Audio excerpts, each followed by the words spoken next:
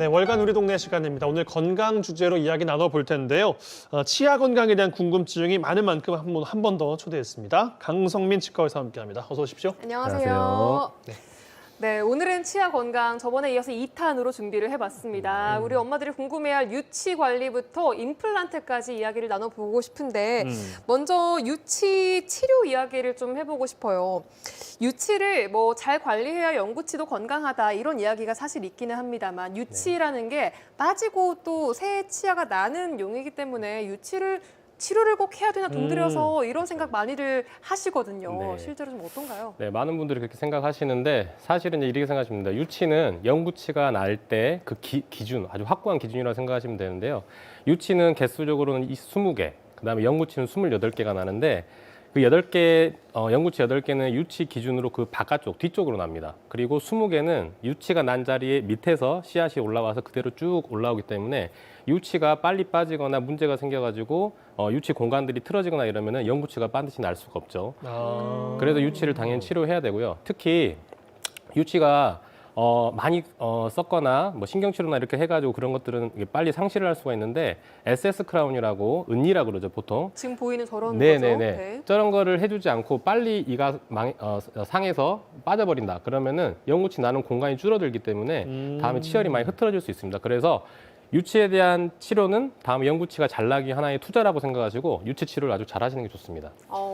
치료를 잘 하려면 치과를 자주 가야 되는데 사실 아이들 뭐 성인도 가기 싫을 무섭죠. 마음인데 너무 싫죠, 치과는. 아이들은 그 냄새만 맡아도 막 경기를 일으키는 친구들도 많이 있거든요. 네. 정기 점검은 그럼에도 불구하고 유치 관리 꼭 해야 된다. 네.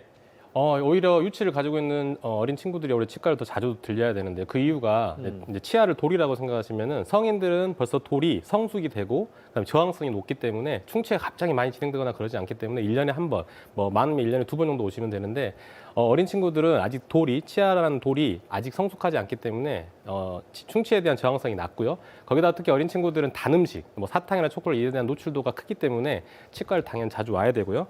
그리고 어린 친구들 아까 말했듯이 돌이 약하기 때문에 충치가 하나 생기는 게 아니라 멀티플로 많이 생깁니다. 그래서 더 자주 와야 되고 특히 치실 같은 걸 쓰셔가지고 충치가 옆으로 많이 번지는 걸 멀티플로 번지는 걸 좀 막으셔야 되고요. 특히 관가하시는 게 있는데 친구들이 이제 자세나 이런 것 때문에 악궁 형태가 약간 바뀌거나 턱이 약간 앞으로 나 주걱턱이라 그러죠. 이런 경우가 발생하는 경우가 있는데 대부분 부모님들이 그걸 잘 인지를 못하세요.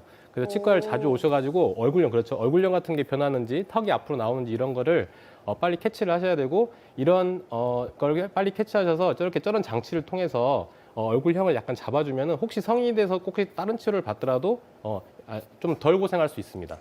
저런 얼굴형이나 턱 관절, 턱의 모양 이런 것도 치열에 따라서 달라지는 경우들이 많이 있는 거죠? 반대로 생각하시면 돼요. 얼굴이 저렇게 되기 때문에 치열이 저렇게 틀어진 거 보시면은 그래요? 윗니가 아랫니를 덮어야 되는데 보시다시피 아랫니가 반대로 윗니를 지금 돼 있네요? 그죠. 이런 친구들 그대로 방치하면은 저희들은 성장이 멈췄지만 이 친구들은 턱이 계속 자라잖아요. 턱이 계속 앞으로 나옵니다.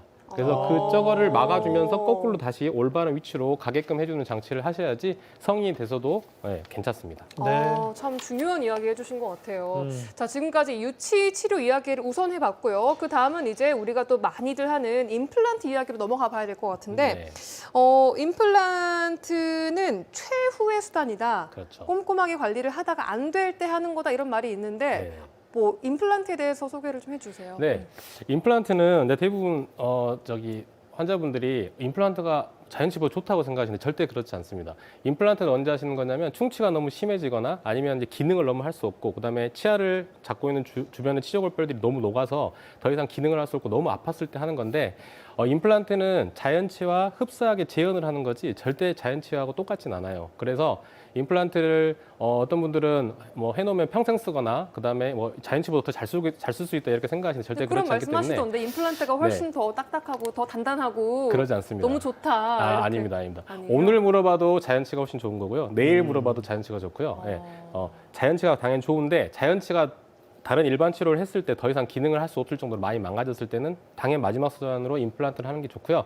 절대 임플란트를 뭐 조금 불편하시다고 막 무조건 임플란트를 해달라는 분들 가끔 있는데 본인 치아를 자연치를 쓰는 게 가장 좋습니다. 자연치가 좀 불편하다가 이제 임플란트로 바꾸니까 좋다라고 생각하실 수도 있을 것 그렇죠. 같고. 맞습니다. 그러게요, 네, 상대적으로. 맞습니다. 네, 그럼 네. 이거 어떻게 시술이 이루어지고 또 어떤 장점을 가지고 있는지도 이어서 설명을 해주실까요? 네, 이제 임플란트가 지금 치과에서 대부분 이렇게 하는 게 임플란트 생각이 사실은 인체에 뭔가 매입을 해가지고 어떤 기능을 회복하는 모든 수술을 다른 타 의료 분야에서도 쓰는 거를 다 임플란트라고 하는데 특히 그 중에서 이제 치과 임플란트는 자연체 뿌리에 해당하는 픽스처라고 하는 뿌리 부분을 심고요. 그 다음에 중간에 자연체 허리 부분에 해당하는 지대줄을 올린 다음에 마지막에 치아의 머리 부분에 해당하는 크라운을 이렇게 덮어 씌우면은 임플란트가 완성되는데요. 임플란트의 장점은 뭐냐면 일단 고정형인 거죠. 임플란트와 약간 대비되는 틀리는 가철성이라 해서 넣었다 뺐다 해야 되는데 임플란트는 이제 고정형인 거고요. 그 다음에 자연치의 한 70~80%의 기능을 할 수 있습니다. 예. 100%까지는 아무래도 안 돼요. 절대 100%는 아닙니다. 그리고 관리를 유지 관리 아주 잘했을 경우에는 아주 길게 쓸 수 있다는 그런 장점이 있습니다. 대신 가장 중요한 거는 유지 관리를 하기 위해서 치과를 꾸준히 들리셔야 돼요. 한 번 하면 영구적으로 쓸 수 있는 거 아니에요? 대부분 이렇게 오해하시는데 제 치아를 본인 치아를 평생 못 쓰는데 어떻게 임플란트라는 다 대체물이 어떻게 평생 쓸 수 있겠어요. 그래서 대부분 그렇게 오해하시는데 유지 관리를 꾸준히 하시면은 기대치보다 훨씬 더 오래 쓰실 수 있어요. 그래서 꼭 시술할 때도 중요하지만 오히려 시술한 이후에 치과를 정기적으로 들리시는 게 가장 중요합니다. 네, 들어보니까 근데 임플란트를 하기 전 과정이 뭐 한 3개월이 걸린다, 6개월이 걸린다 이런 말들도 있는데 요즘은 좀 얼마나 걸려요? 이게? 이렇게 생각하시면 돼요. 아까 제가 치조골뼈가 많이 녹기 전에 뽑고 임플란트를 하는 게 좋다고 한 이유가 너무 많이 무너졌을 경우에는 치조골 이식이나 쉽게 말해 땅을 갖다가 다시 다지는 작업을 해야 되기 때문에 기간이 오래 걸리고 고통이 많습니다. 근데 밑에 땅이 어느 정도 건전하고 사운드 했을 경우에는 임플란트를 신고 2개월에서 4개월 정도면 충분히 기능을 회복할 수 있어요. 그래서 너무 많이 무너지면 오래 걸리고 고통스러우니까 비용도 많이 드니까 그 전에 가서 점검을 하시는 게 좋습니다. 네. 그런데 또 하나가 요즘에 이제 임플란트는 옛날에는 좀 고령층 어르신들이 하는 시술 이런 인식이 강했는데 지금 보니까 제 주변에서도 임플란트를 꽤 하더라고요. 그래요. 이렇게 임플란트가 좀 대중화됐다? 아니면 좀 하는 층이 젊어졌다? 어떤 걸 의미하는 걸까요? 일단은 제가 보기엔 인식의 변화인데요. 그 전에 저희 이제 예전에 어른들 보면은 이가 빠지시면 그냥 나머지 치아로 쓰지. 아니면 더 빠지면 그냥 잇몸으로 쓰지. 그러니까 이가 없으면 잇몸으로 쓰는 그런 인식이었다면 지금은 이가 좀 문제 생기시면 치과에 일단 빨리 가셔서 빨리 회복하시려고 하는 인식이 강해졌고요. 그다음 두 번째는 치료 시술 접근도가 높아진 것 같아요. 그 전에는 몇 군데에 임플란트를 하시는 치과가 몇 개 없었다면 지금은 사실은 지금 좀 사시는 곳 주변에 있는 대부분의 원장님들이 임플란트를 하고 그만큼 또 공부도 많이 하시고 업그레이드를 많이 하시기 때문에 그 전에 이제 치과 의사신데 개그맨 잠깐 활동하셨던 분이 동네에 축구를 맞으면 메시나 호날두가 뛰어다닌다 원장님들이 그만큼 예. 능력이 있고 또 네, 시술 잘할 잘하시는, 줄 예. 아는 분들이 계신다. 네, 그러니까 그렇게 접근도가 높아졌기 때문에 지금은 임플란트가 아주 대중화된 것 같습니다. 네. 어. 근데 대중화가 되면은 좀 저렴해져야 될 텐데 임플란트 하면 사실 가장 먼저 드는 생각이 너무 비싸요. 비싼 거 아니야? 그렇죠, 이런 생각이거든요. 네, 임플란트가 일단 비싸다는 인식이 많은데 사실 지금 많이 수가가 많이 내려간 것도 사실이고요. 그리고 특히 아까 제가 말씀드렸는데 많이 망가져서 가시면 치조골뼈 이식이나 다른 부가전 수술이 붙기 때문에 비용이 훨씬 많이 증가되는데 아까 말씀드렸듯이 너무 심하지 않게 어느 정도 가셔서 점검을 받고 밑에 치조골뼈가 어느 정도 사운드한 경우 아주 건전한 경우에는 비용도 그렇게 많이 들지 않고 특히 지금 65세 이상 어른들에게는 국가에서 본인 부담은 30% 정도, 40만 원이 조금 안 되는 수가인데요. 그 정도 수가의 2개 정도가 지금 혜택을 해드리고 있고요. 그다음에 거기다가 틀니는 7년에 한 번씩 제작을 할 수 있는 혜택을 드리기 때문에 지금 예전보다는 수가가 훨씬 많이 저렴해졌습니다. 네, 그러니까 가장 중요한 거는 평소에 점검과 관리라고 말씀을 해주신 것 같은데 네. 자 그럼에도 불구하고 임플란트는 최후의 선택이다, 마지막 선택이다라는 것도 강조를 하셨습니다. 그런데 우리가 좀 아프긴 한데 지금쯤이면 마지막일까? 더 견뎌야 하나 고통을? 이런 기준이 일반인들은 사실 잘 세워지지가 않아요. 맞아요. 네. 어떻게 좀 기준을 세워야 될까요? 네, 제일 어려운 질문이신데요. 일단은 하여간 자연치와 임플란트. 어떻게 해서든지 자연치가 당연히 더 임플란트보다 좋습니다. 하지만 어떤 경우 임플란트를 하셔야 되면 아까 말했듯이 더 이상 너무 일반 치료를 했는데도 더 이상 기능을 할 수 없고 너무 통증이 심하고 그다음에 제일 중요한 게 자연치아를 밑에 받치고 있는 치조골뼈가 너무 많이 녹거나 염증이 많이 생겨서 다음에 놔뒀다가는 너무 이게 광범위하게 치조골 손실이 올 것 같다. 그럴 때는 이가 흔들리거나 많이 하나요? 흔들거리고 냄새도 많이 나시고 고통스럽죠. 아. 그런 경우는 당연히 빨리 가셔서 임플란트를 하시는 게 좋고요. 특히 이렇게 생각하시면 됩니다. 일반 치료를 했을 때 얼마 길게 못 쓰겠다. 그러면 당연히 임플란트가 좋은데요. 일반 치료를 해서 4, 5년 이상, 뭐 길게는 7, 8년 이상 쓸 수 있다. 그러면 당연히 자연치가 좋고요.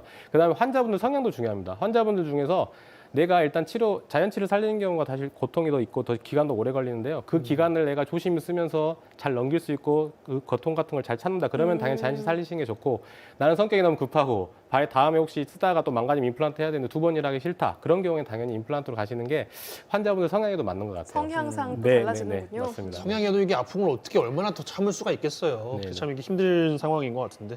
그럼에도 또 할 수 없는 옵션이 이제 틀니의 이야기를 또 저희가 해봤습니다. 일반적으로 아실 것 같은데 오버덴처라는 시술도 있다면서요? 네, 오버덴처가 뭐냐면 결론은 틀니를 만드는 건데요. 이제 틀니에 장단점이 있는데 틀니는 일단은 대부분 잇몸에서 그 틀니를 이렇게 지탱을 해야 돼요. 그리고 식사나 말씀을 하실 때 약간 빠질 수가 있거든요. 그래서 그거를 약간 보강하고자 보이시길 텐데 임플란트를 2개에서 4개 정도 저렇게 심은 다음에요. 네. 틀니 안에 컴포넌트 같은 게 있는데 똑딱이 단추 같은 게 있습니다. 저런 저게 거를 뭐예요? 예, 똑딱이 단추인데 저희가 그 외투 같은 거 잠그실 때 똑딱똑딱 하잖아요. 아, 틀니랑 저렇게 똑딱똑딱 하는 거예요? 실제로 오. 똑딱하고 들어갑니다. 네, 그래서 이게 바깥에서 보면 틀니인데 저 틀니를 견고하게 잡아주는 거죠, 저게. 이렇게 보면은 모르겠어요. 네. 그냥 치아 같은데. 네. 근데 이제 오버덴처 장점이 또 있어요. 저 보이시죠? 저렇게 똑딱이 단추 같은 저렇게 거를. 예. 틀니를 똑딱 끼우는 거예요. 그렇죠. 저런 걸 오버덴처라고 하는 거예요. 오버덴처라고 그러고 저거의 장점은 아까 말했듯이 잘 빠지거나 이러지 않고요. 훨씬 견고하고 틀니보다는 훨씬 더 사용하실 때 편합니다. 그리고 어떤 분들이 좋냐?